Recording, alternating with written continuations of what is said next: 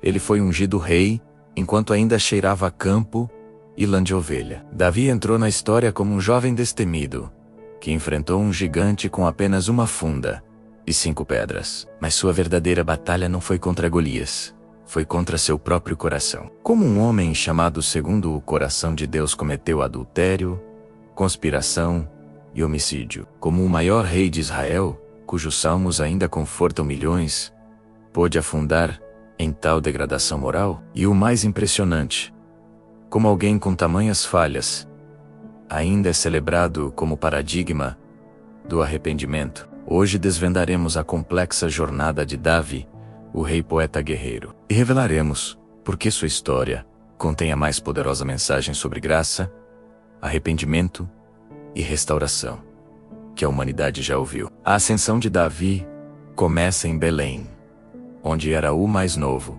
de 8 filhos de Jessé, enquanto seus irmãos serviam no exército de Saul. Davi pastoreava ovelhas, desenvolvendo coragem, enfrentando leões e ursos, para proteger o rebanho. Seu talento musical o levou à corte real, onde acalmava os ataques de espírito mal do rei Saul com sua harpa. O momento decisivo veio quando Israel enfrentou os filisteus no vale de Elá.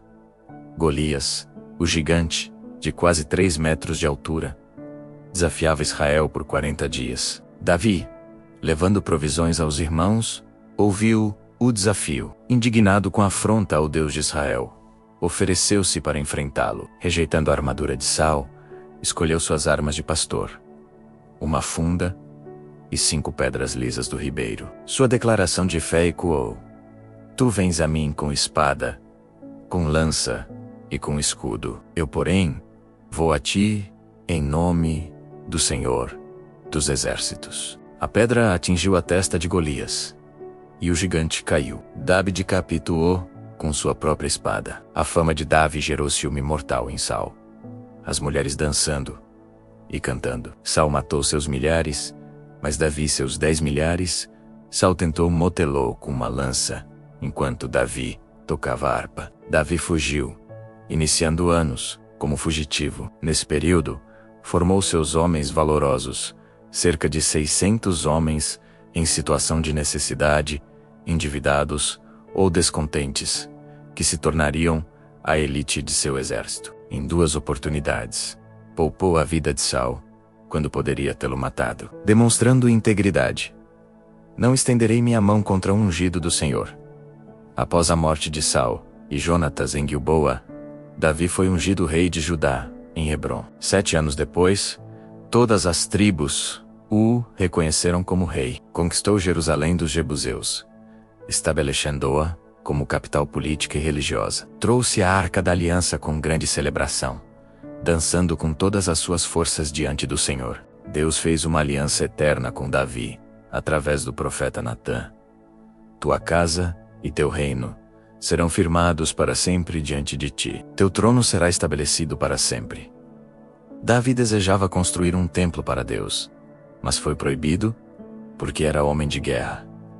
O privilégio seria de seu filho Salomão. Então veja o ponto de inflexão. Na primavera, tempo em que os reis saem para a guerra, Davi ficou em Jerusalém. Do terraço do palácio, viu Batseba, esposa de Urias, banhando-se. Mandou buscá-la, cometeu adultério e ela engravidou. Em vez de se arrepender, Davi aprofundou o pecado. Chamou Urias do campo de batalha, esperando que dormisse com sua esposa, para encobrir a paternidade. Urias recusou-se, por lealdade aos soldados que ainda lutavam. Davi então enviou Urias de volta à batalha, com uma carta a Joabe: Comandante, ponde Urias na frente da maior força da peleja, e retirai-vos dele, para que seja ferido e morra.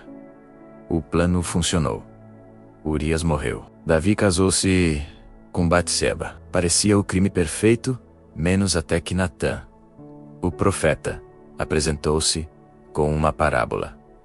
Um homem rico rouba a única ovelhinha de um homem pobre. Davi indignou-se: Vive o Senhor, que o homem que fez isso é réu de morte.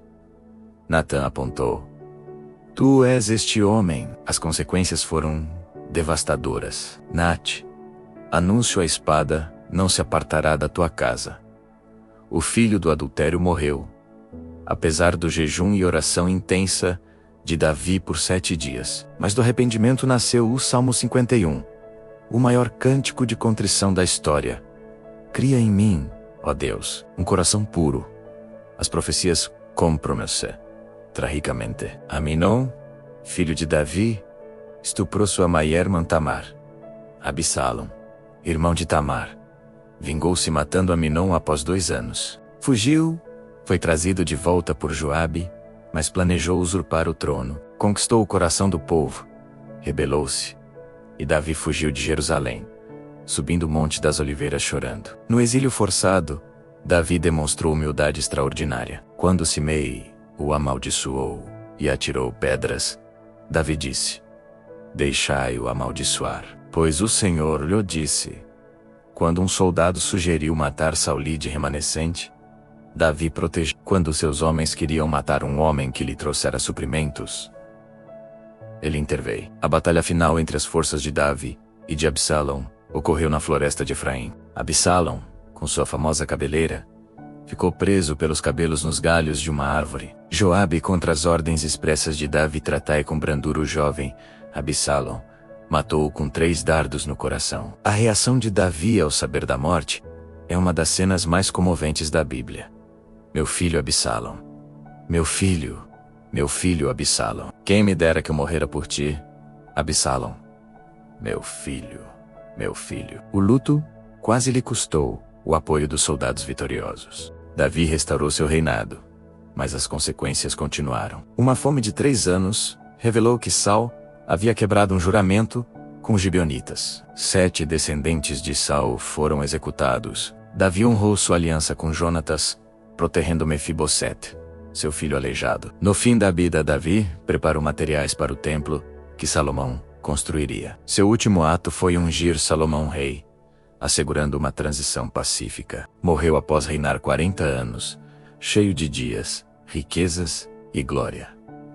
Por que Davi, com todas suas falhas graves, ainda é chamado homem segundo o coração de Deus? A resposta contém verdades transformadoras sobre o caráter divino. Primeiro, Davi exemplifica que Deus olha para o coração, não para a perfeição. Enquanto Saul oferecia desculpas e justificativas, Davi ofereceu arrependimento genuíno. A diferença entre os 2 reis não foi que um pecou e o outro não. Foi que um se arrependeu e o outro não. O coração, segundo Deus, não é um coração que não peca, mas um coração que se volta para Deus quando peca. Segundo, sua vida demonstra que o arrependimento verdadeiro produz frutos visíveis. Após o confronto com Natã, Davi não apenas escreveu salmos, mudou seu comportamento, aceitou as consequências, protegeu os vulneráveis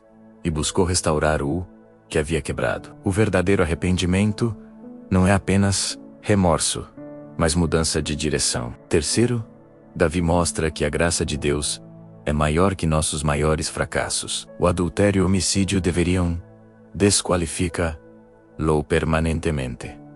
Mas Deus não apenas o perdoou, manteve sua aliança. Batseba, com quem pecou, tornou-se mãe de Salomão, herdeiro do trono e ancestral de Jesus. Isso não minimiza o pecado, mas maximiza a graça. Quarto, sua vulnerabilidade nos Salmos cria um caminho para nossa própria humanidade. Salmos como o 32. Bem-aventurado aquele cuja transgressão é perdoada, e 51 cria em mim um coração puro.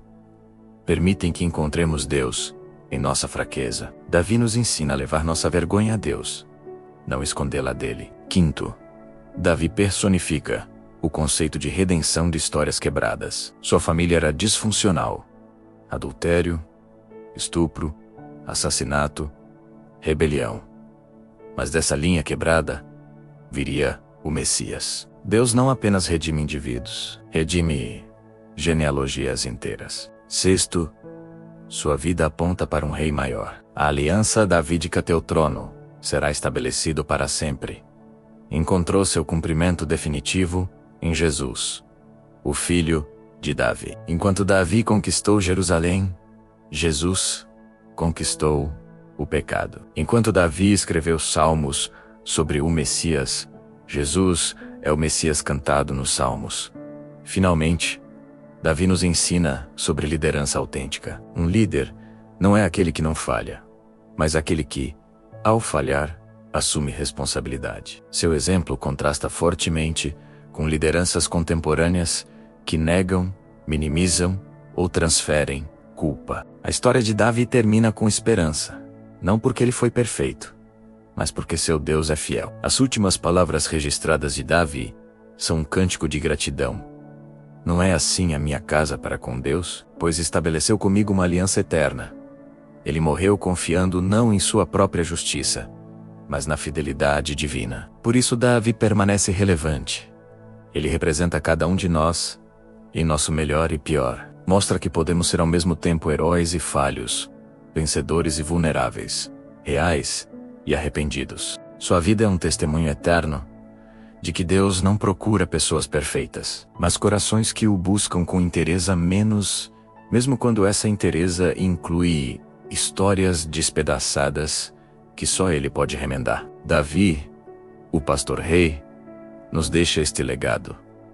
Nossa maior conquista não é derrotar gigantes externos, mas render-nos ao Deus que transforma gigantes internos em pedras de memorial de sua graça. E que o mesmo Deus que fez aliança eterna com Davi, continua fazendo aliança de graça com todos que, como ele, aprendem que um coração quebrantado e contrito, ele não desprezará.